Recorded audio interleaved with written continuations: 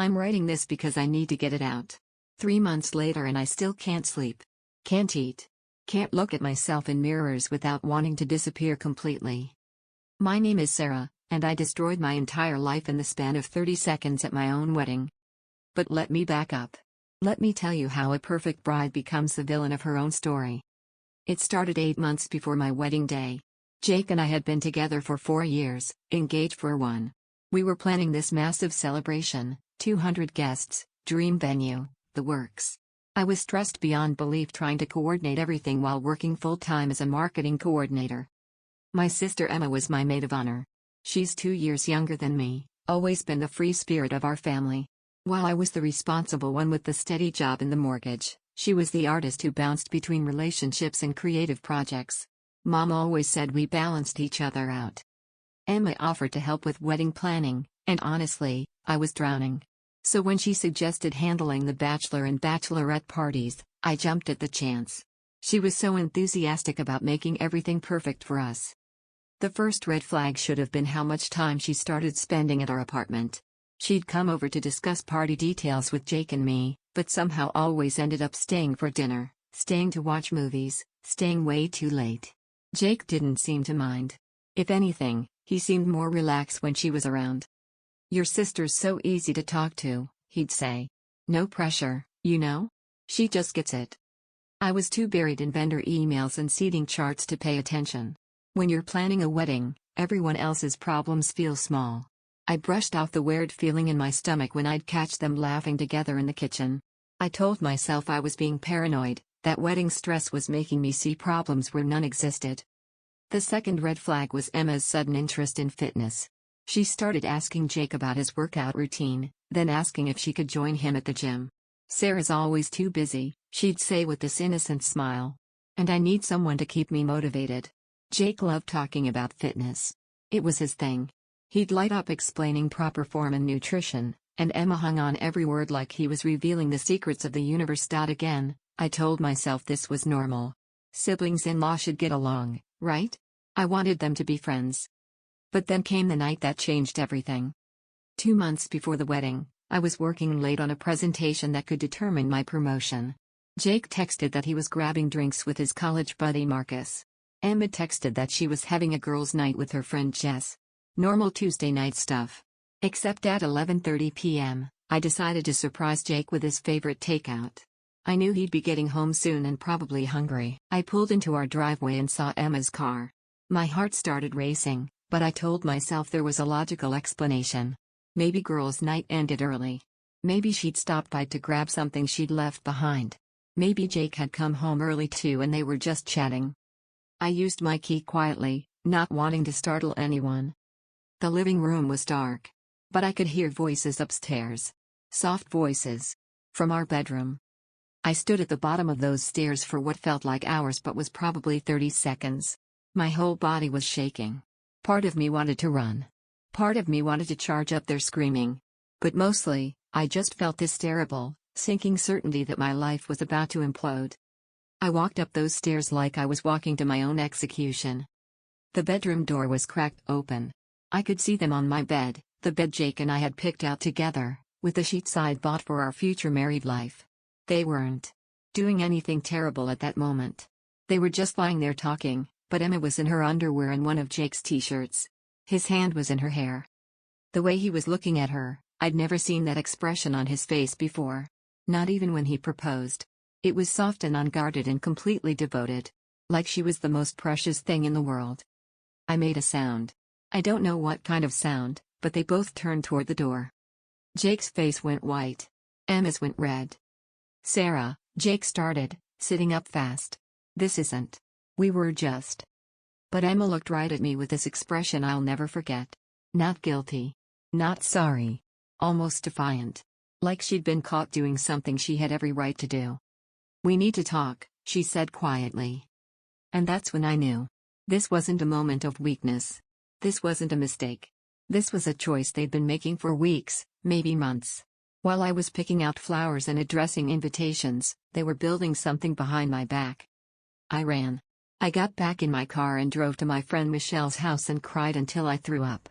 Michelle held me while I sobbed and promised we'd figure this out, that maybe it wasn't as bad as it looked, that couples could work through anything. But I already knew it was over. Not just because of what I saw, but because of what I felt when I saw it. Relief. Horrible, crushing relief that I finally knew why I'd felt so anxious and paranoid for months. The relief of having proof that my instincts weren't crazy. I stayed at Michelle's for 3 days. Jake called and texted constantly. Emma called once, just once, and when I answered, she said, "I'm sorry you had to find out that way."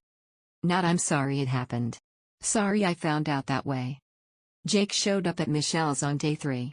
He looked terrible, unshaven, wrinkled clothes, dark circles under his eyes. He begged me to come home so we could talk properly. It was a mistake, he kept saying. I love you. We're getting married in 2 months. Emma and I. It was just confusion. Wedding stress. It didn't mean anything. The thing is, I wanted to believe him. I wanted to believe it so badly that I almost convinced myself it was possible. We had deposits on everything. Invitations were already sent. My dress was hanging in the closet. The thought of canceling everything, of facing all those people, of admitting that my perfect relationship was a lie. It felt impossible. So I went home. I agreed to couples therapy. I told myself we could work through it. Emma disappeared for a few weeks after that. She texted an apology that was all the wrong words. Sorry for the misunderstanding, sorry for complicating things, sorry for poor timing. Never sorry for sleeping with my fiancé. Jake went to therapy with me twice. He said all the right things about being committed to rebuilding trust. But something fundamental had changed. When he looked at me now, I could see him trying to feel what he used to feel. The effort was exhausting for both of us. 3 weeks before the wedding, Emma resurfaced. She called and asked if we could meet for coffee. Against every instinct, I agreed. She looked different. Glowing, actually. At first I thought it was guilt or relief, or maybe she'd been getting more sleep than me, which wouldn't be hard since I was averaging about 3 hours a night. I need to tell you something, she said before I even sat down. My stomach dropped. Emma, please. I'm trying to move forward. Jake and I are working on things. That's why I need to tell you. She looked down at her hands. I'm pregnant.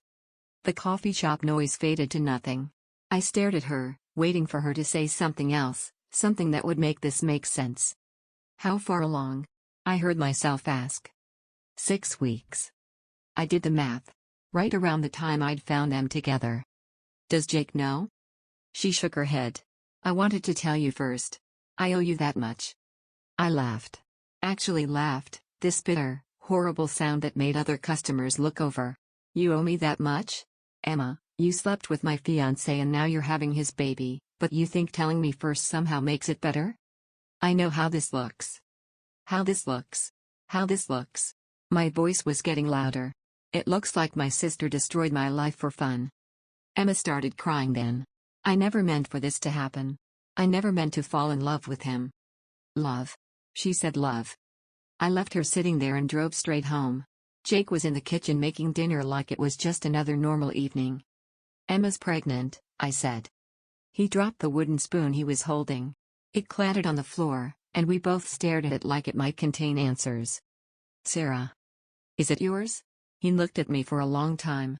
I could see him considering lying, weighing his options. Finally, he nodded. We need to cancel the wedding, I said. No. His voice was sharp, desperate. No, Sarah, please. We can figure this out. Emma.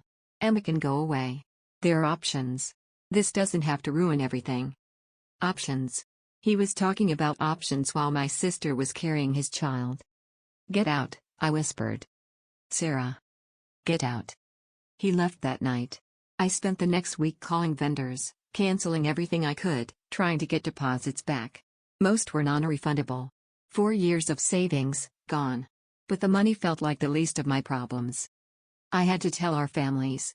Jake's parents were devastated but kind. They offered to help with cancellation costs, said they still thought of me as family. My parents. My parents were destroyed. Mom cried for hours.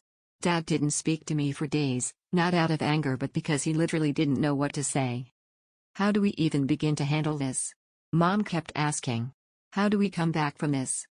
I didn't have an answer. Emma was their daughter too. The baby would be their grandchild. But I was also their daughter, and I was the one whose life had been blown apart. Jake moved in with Marcus temporarily. Emma moved back in with our parents. I stayed in our apartment alone, surrounded by wedding decorations I couldn't bring myself to throw away. People started asking questions. Friends, co-workers, extended family who'd received save the dates.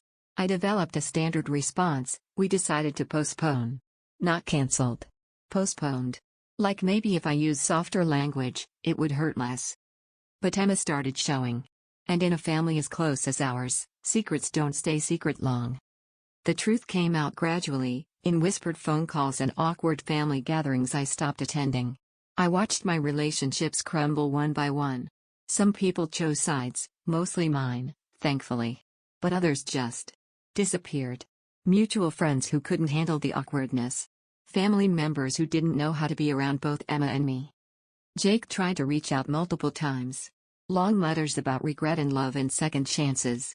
I read the first few, then started throwing them away unopened. What was the point? Even if I could forgive him for cheating, how do you forgive someone for creating a child with your sister? How do you build a marriage on that foundation? 2 months after the wedding that never happened, I got a text from Emma: "It's a girl." I stared at that message for hours. My niece. Jake's daughter. The child that existed because my sister and my fiancé destroyed everything I thought I knew about love and loyalty and family. I never responded. That brings me to yesterday. 3 months after my non-wedding, I ran into them at the grocery store. Jake pushing a cart, Emma beside him with her hand on her growing belly, looking like the perfect expectant parents. They saw me in the cereal aisle. The three of us just stood there for a moment that felt like forever. When I got home, I finally threw away the wedding dress that had been hanging in my closet like a ghost. I threw away the invitations I'd never sent out, the wedding favors I'd never distributed, the veil my grandmother had worn and my mother had worn and that I dreamed of wearing. I threw it all away and then sat on my bathroom floor and cried until I couldn't breathe. Because the worst part isn't that Jake chose Emma. The worst part is that somewhere deep down, I understood why. Emma has always been the fun one, the spontaneous one, the one who makes people feel lighter just by being in the room. I've always been the responsible one, the one who plans and worries and tries to hold everything together. And maybe, after 4 years of me planning our future and talking about mortgages and retirement savings, Jake wanted to feel young and reckless again. Maybe Emma reminded him that life could be an adventure instead of a series of responsible choices. I get it. I hate that I get it, but I do. What I'll never understand is how my sister could look me in the eye every day for months, help me plan my wedding, be my maid of honor, and the whole time be building a life with the man I loved. Now I'm 29 years old, starting over completely, and I don't know how to trust anyone ever again. I look at couples and wonder what they're hiding from each other. I look at families and wonder who's betraying who behind closed doors. My parents tried to include me in family events, but it's impossible. Emma and Jake are together now, officially together. They're having a baby. They're building the life that was supposed to be mine, just with a different bride. And I'm the bitter ex-fiancé who can't move on, who can't be happy for her sister, who can't even be in the same room as the father of her future niece. I know how this story ends. Emma and Jake will get married. They'll have their baby girl. Family gatherings will be awkward for a few years, then people will forget how it all started. Their love story will become just a complicated beginning that led to a happy ending. I'll be the footnote. The first girlfriend who just wasn't right for him. The sister who couldn't be happy for Emma. The one who holds grudges. And maybe that's what I deserve for being stupid enough to trust that the two people I loved most in the world would never hurt me like this. Maybe this is just what happens when you think you're safe. 6 months after my non-wedding, I thought I was healing. I was wrong. I'd started therapy. Dr. Martinez was patient and kind, helping me work through the betrayal trauma. I joined a gym. Started reading again. Even went on a few dates that my friend Michelle set up. I was building something that looked like a life. Then Emma called. "Sarah, please don't hang up," she said before I could say hello. "I need to ask you something important." I should have hung up. Every instinct told me to hang up. Every instinct told me to hang up. But her voice sounded strange. Scared, maybe.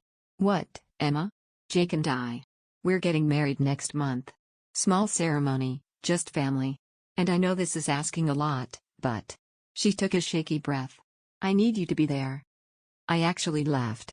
You need me to be there? At your wedding? To my ex-fiancé? While you're pregnant with his baby? You're my sister. I was your sister. That was before you decided my fiancé was more important than our relationship. Please, Sarah. Mom and Dad. They're so broken over this family split. They want us all together for the baby's sake. And Jake.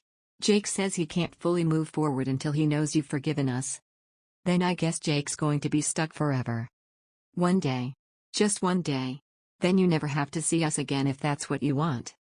Something in her voice made me pause. Emma had always been confident, even when she was destroying my life. But now she sounded desperate. Why do you care if I'm there, Emma? You got everything you wanted. Silence for a long moment. Then, because I can't get married knowing my sister hates me. Because this baby deserves to have her aunt in her life. And because I miss you. I hung up. But the conversation haunted me for days. Mom called next, then Dad. Both begging me to consider it, talking about healing and family and moving forward. It would mean everything to Emma, Mom said through tears. She's been so anxious about the wedding. She barely sleeps. Good, I snapped, then immediately felt terrible. Mom flinched like I'd slapped her. My therapist helped me work through it. What would going accomplish for you? Dr. Martinez asked. Not for Emma, not for your parents. For you. I thought about it for a week. Maybe seeing them married would give me closure. Maybe watching them start their new life would help me finally let go of mine. Maybe I could show everyone, including myself, that I was strong enough to handle this. I called Emma back. I'll come, I said. But I'm not staying for the reception. And I'm not pretending to be happy about this. Thank you, she whispered. Sarah, thank you so much. The wedding was at a small venue outside town. 20 people, max. When I walked in, conversations stopped. Everyone stared. I felt like I was wearing a scarlet letter. Emma looked beautiful. Of course she did. 7 months pregnant, glowing, wearing a simple white dress that somehow made her look ethereal. She saw me and her face lit up with relief and gratitude. Jake looked guilty. He couldn't meet my eyes when I took my seat in the back row. The ceremony was short and sweet. The officiant talked about second chances and unexpected love. When he asked if anyone objected, the silence felt deafening. I could feel everyone's eyes on me, waiting to see if I'd make a scene. I stayed silent. They exchanged vows they'd written themselves. Jake promised to love Emma completely and without reservation. Emma promised to choose him every day for the rest of her life. I wanted to stand up and scream. I wanted to remind everyone that he'd already made these promises to me, that she'd already chosen him when he wasn't free to be chosen. Instead, I sat there and watched my sister marry my ex-fiancé and tried not to think about how different my life could have been. After the I do's, I quietly slipped out. I thought I'd made a clean escape until I heard footsteps behind me in the parking lot. Sarah, wait. I turned around. Jake was jogging toward me, still in his wedding tuxedo. Don't, I said. Don't you dare. I just wanted to thank you for coming. I know how hard this must have been. You don't know anything about how hard this was. He stopped a few feet away from me. I know I hurt you. I know what I did was unforgivable. But Emma. She's been so worried about you. She loves you so much. She has a funny way of showing it. She never meant for this to happen. We never meant for this to happen. I stared at him. This man I'd planned to spend my life with. Who I'd loved completely. Who I trusted with everything. But it did happen, Jake. You both made choices. Every day for months, you made choices that led to this moment. So don't you dare stand there in your wedding tuxedo and tell me it was an accident. His face crumpled. I know. I know you're right. But Sarah. I need you to know that what we had was real. I did love you. I do love you, just not enough. He didn't deny it. I got in my car and drove home, thinking I'd handled it well. Thinking I could finally close this chapter and move on. 2 weeks later, Emma went into early labor. Mom called me from the hospital at 3 a.m., sobbing. Something's wrong, she kept saying. The baby's in distress. Emma's in surgery. Sarah, please come. I threw on clothes and raced to the hospital. The whole family was in the waiting room, Mom, Dad, Jake's parents, his brother Marcus. Everyone except Jake, who was in surgery with Emma. We waited for 6 hours. 6 hours of terrible silence broken only by Mom's quiet crying and Dad's pacing. Finally, a doctor came out. Emma was okay. The baby was okay. A little girl, 5 pounds 3 ounces, but healthy. "Can we see them?" Mom asked. "The father is with them now. We're limiting visitors for the first few hours, but immediate family can visit briefly." Immediate family. That's what I was, technically. The baby's aunt. Emma's sister. When we walked into that recovery room and I saw Emma holding her daughter, my niece, something inside me shattered all over again. She was beautiful. Perfect tiny features, a cap of dark hair like Jake's, Emma's nose. She was sleeping peacefully in her mother's arms while Jake sat beside the bed, looking at both of them like they were miracles. "Her name is Lily," Emma said softly when she saw me. "Lily Rose. Rose. My middle name. Emma's middle name. Our grandmother's name." I couldn't breathe. I excused myself and spent 20 minutes crying in the hospital bathroom stall. When I came back, everyone was taking turns holding Lily. Mom was crying happy tears. Dad was making silly faces. Jake's parents were over the moon. Emma looked at me. "Do you want to hold her?" I should have said no. I should have left right then. But I took that baby in my arms, and she opened her eyes and looked right at me. Big gray eyes like Jake's. She made this little sound, almost like she was saying hello. In that moment, I fell in love with her completely. And I realized my nightmare was just beginning. Because loving Lily meant I could never fully cut Emma and Jake out of my life. This perfect, innocent baby would always tie me to the two people who'd destroyed me. Every birthday, every holiday, every milestone would be a reminder of what they'd taken from me and what they'd built in its place. Watching Jake hold his daughter, seeing the joy on his face, the pure love and pride, it was the final confirmation that Emma hadn't stolen him from me. He'd wanted to be stolen. He'd chosen his new life, chosen her, chosen their family. I stayed at the hospital for an hour, then kissed Lily's forehead and left without saying goodbye to anyone. At home, I looked around my empty apartment and realized nothing had changed. I was still alone. Still starting over. Still carrying the weight of a betrayal that kept getting heavier instead of lighter. Emma sent me pictures constantly after that. Lily's first smile, first laugh, first time rolling over. Always with messages like she misses her Aunt Sarah and when can you visit? I never responded, but I saved every photo. 3 months after Lily was born, I made a decision that surprised everyone, including myself. I moved across the country. I'd been offered a position in Seattle with a marketing firm. Better pay, better opportunities, a chance to disappear completely. I took it without hesitation. The night before I left, Mom came over to help me pack. "This feels like running away," she said quietly. "Maybe it is. Emma's heartbroken that you're leaving." I looked at my mother, this woman who'd raised 2 daughters to love and support each other, who was now watching her family fall apart because one daughter had betrayed the other. "Mom, what would you have done? If Dad had cheated on you with Aunt Carol and gotten her pregnant, what would you have done?" Mom was quiet for a long time. "I don't know. I'd like to think I would have found a way to forgive." "Would you have stayed in the same town? Would you have gone to family dinners and watched them play Happy Family? Would you have been able to look at that baby and not think about how she came to exist?" More silence. "I love Lily," I said. "I love her so much it physically hurts. But every time I see her, I remember that she exists because Emma chose Jake over me. And I can't. I can't live with that reminder every day." Mom hugged me then, and we both cried. "Will you ever come back?" "I don't know." I left the next morning. Emma called as I was driving out of town, crying so hard I could barely understand her. "Please don't leave like this," she sobbed. "Please, Sarah. I'll do anything. Jake and I can move away instead. We can." "Emma, stop." I pulled over because I was crying too hard to drive safely. "This isn't about geography. This is about the fact that I can't trust you. I can't trust anyone. And I need to figure out how to live with that. I never meant to hurt you. But you did. You chose to hurt me. Every day for months, you chose to hurt me. And now you want me to choose to forgive you, but I can't. I'm not that strong. You're the strongest person I know."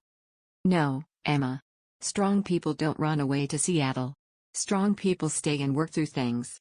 Strong people forgive their sisters and rebuild relationships. I'm not strong. I'm broken." I hung up and finished the drive in silence. Seattle was beautiful. My new job was challenging and rewarding. I made friends slowly but surely. I started dating again, though I never told anyone the real story about why I'd moved across the country. For almost a year, I thought I'd escaped. Then Emma called with news that shattered my fragile new peace. I'm getting divorced. I was in my office, trying to finish a presentation. Her words didn't compute at first.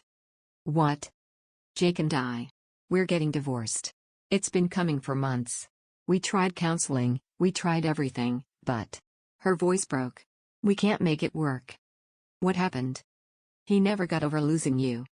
The words hit me like a physical blow. He told me last week that he thinks about you every day. That marrying me felt like settling. That he loves Lily more than life itself, but he can't look at me without remembering what we did to you. I sat down hard in my office chair. Sarah, he still loves you. He never stopped loving you. Emma, don't. I know how this sounds.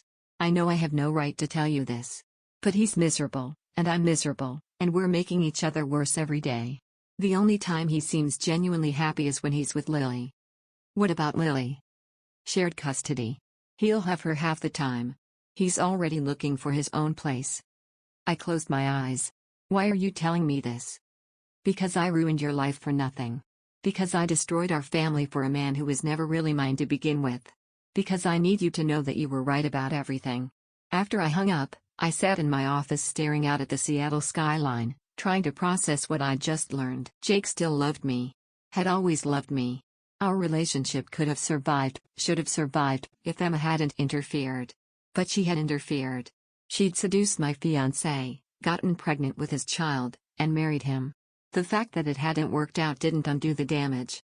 If anything, it made everything worse. Because now I had to live with the knowledge that my sister had destroyed my life for absolutely nothing. 3 days later, Jake called me. I shouldn't have answered. I should have blocked his number and forgotten this conversation ever happened. Instead, I picked up on the 4th ring. Hello, Jake. Sarah. His voice was rough, like he'd been crying. Emma told you? Yes. I'm sorry. I'm so sorry for everything. I never should have. God, Sarah, I messed up everything. Yes, you did. I know I don't have the right to ask this, but... Do you think we could ever try again? Start fresh? The question I dreamed of hearing for over a year. The words that should have filled me with joy and hope and possibility.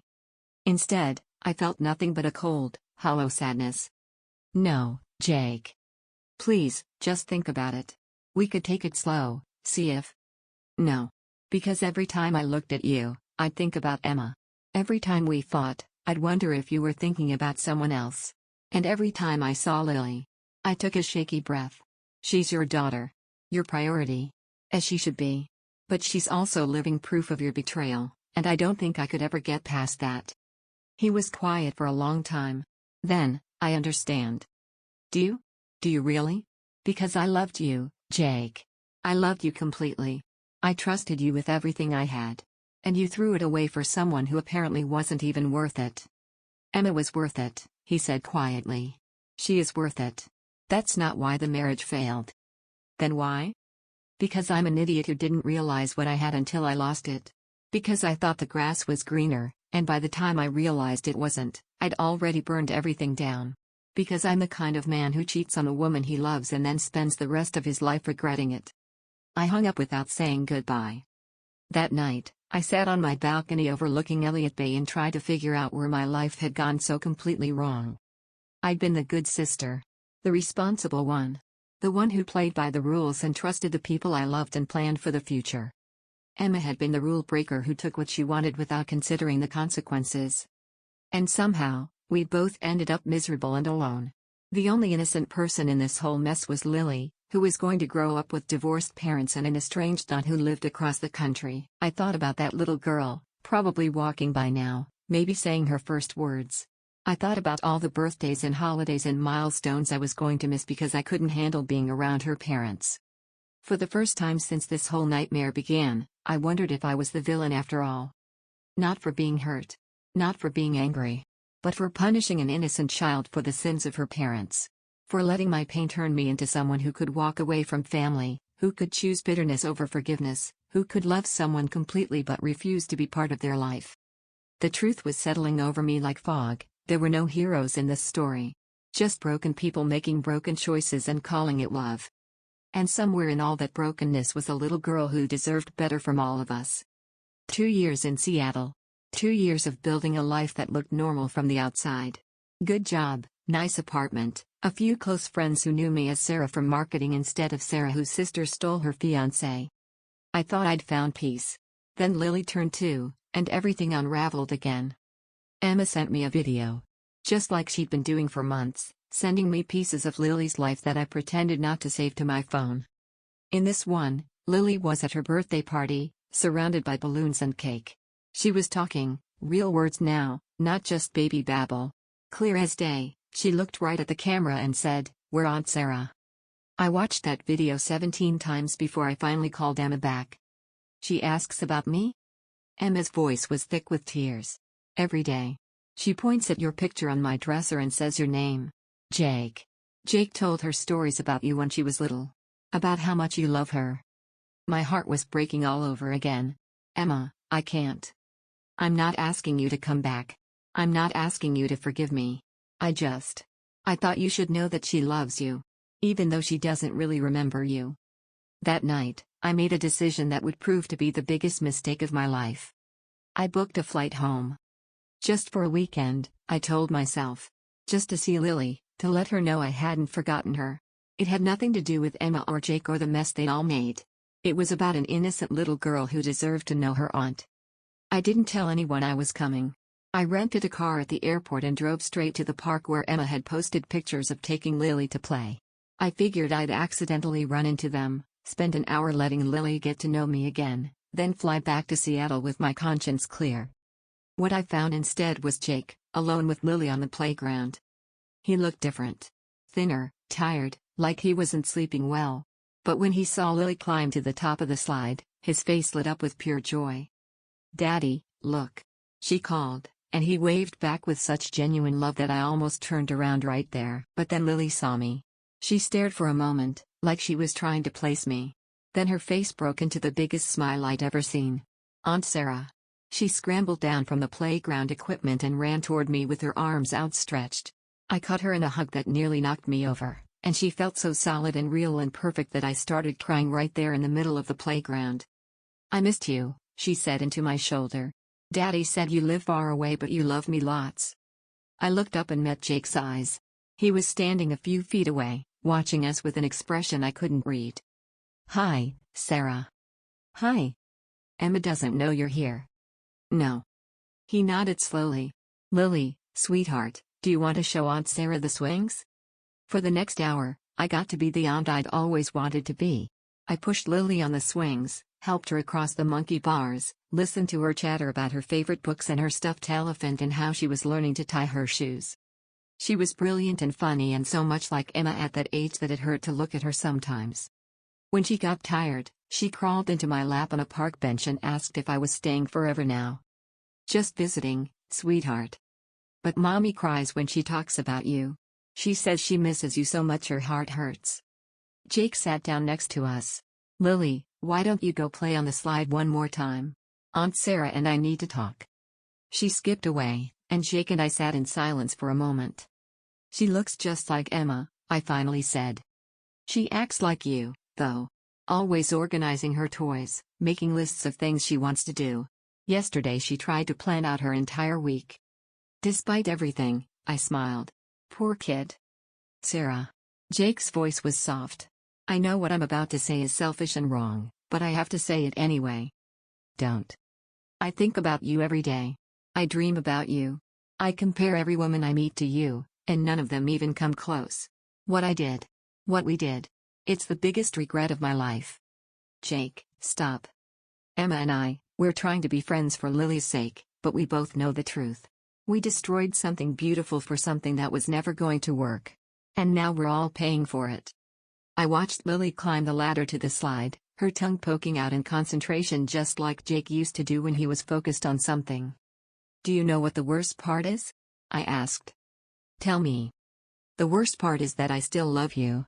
After everything, after all this time, I still love you. And I hate myself for it.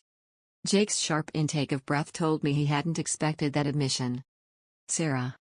But loving you isn't enough anymore. Because every time I look at Lily, I remember that she exists because you chose Emma over me. And every time I think about forgiving you, I remember my sister lying in my bed, wearing your t-shirt, looking at me like she had every right to be there if I could take it back.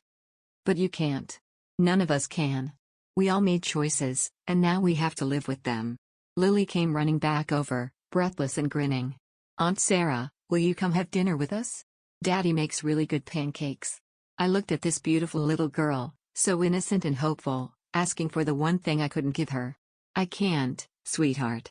I have to catch a plane back to Seattle tonight. Her face fell. But you just got here. I know. But I promise I'll come visit again soon, okay? It was a lie. We all knew it was a lie. But Lily nodded bravely, and I hugged her tight and tried to memorize the feeling of her small arms around my neck. Jake walked me to my car. Will you really come back? I don't know. She needs you, Sarah. We all do, but especially her.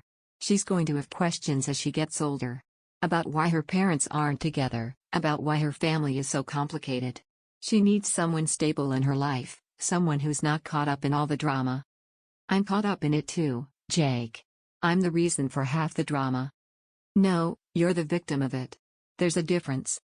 I got in my car and rolled down the window. Jake? Are you happy? He thought about it for a long moment. I'm happy when I'm with Lily. The rest of the time, I'm just trying to figure out how to live with what I've done. I drove back to the airport and caught the last flight to Seattle, and for 3 days, I felt lighter than I had in years. Seeing Lily, holding her, being her aunt again. It had filled up something hollow inside me. Then Emma called. Jake told me you were here. Emma. No, let me talk. Please. Her voice was shaking. I know I have no right to ask you for anything. I know I destroyed everything between us. But Sarah. I'm drowning. What do you mean? I mean I can't sleep. I can't eat. I look at my daughter and I see the pain I caused you, and I can't forgive myself. I look at Jake and I see a man who's never going to love me the way he loved you, and I know it's my fault. Emma. I've been seeing a therapist. Dr. Chen. She says I need to stop trying to fix things and just accept the consequences of my choices. But I can't accept that I destroyed my family. I can't accept that Lily is going to grow up without her aunt because of what I did. I could hear her crying now, the kind of broken sobs that come from somewhere deep and desperate. I started taking pills, she whispered. Just to sleep at first. But then during the day too, just to get through. And yesterday I took too many. My blood went cold. What do you mean too many? Jake found me. He took me to the hospital. They pumped my stomach. I told everyone it was an accident, but... Emma, are you telling me you tried to kill yourself? I don't know. Maybe. I hurt so much all the time, and I thought maybe if I wasn't here anymore, you could come home. You could be Lily's family. You and Jake could. Stop. Just stop. I was pacing my apartment now, my heart racing. Emma, listen to me. Lily needs her mother. Whatever mistakes you made, she needs you.